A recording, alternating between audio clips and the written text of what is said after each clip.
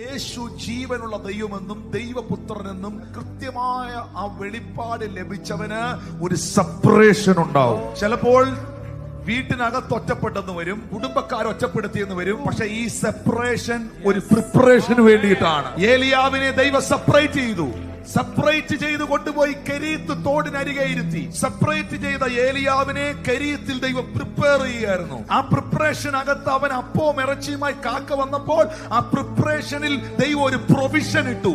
Separation ഉണ്ടെങ്കിൽ preparation ഉണ്ട്. പ്രിപ്പറേഷനകത്ത് provision ഉണ്ട്. ആ പ്രൊവിഷൻ കൊടുത്തു കഴിഞ്ഞ് ഏലിയാവിനെ അവിടുന്ന് എഴുന്നേൽപ്പിച്ച് സാരാപത്തിലേക്ക് കൊണ്ടുപോയത് വിധവയുടെ പൈതലിനെ ഉയർപ്പിക്കാനാണെങ്കിൽ സെപ്പറേഷനിൽ പ്രിപ്പറേഷൻ ഉണ്ട്, പ്രിപ്പറേഷനിൽ പ്രൊവിഷൻ ഉണ്ട്, പ്രൊവിഷനിൽ നിനക്ക് പ്രൊമോഷൻ ഉണ്ട്. ശുശ്രൂഷയിൽ നിന്റെ ജീവിതത്തിൽ ആത്മതലങ്ങളിൽ ഒരു പ്രൊമോഷൻ ദൈവം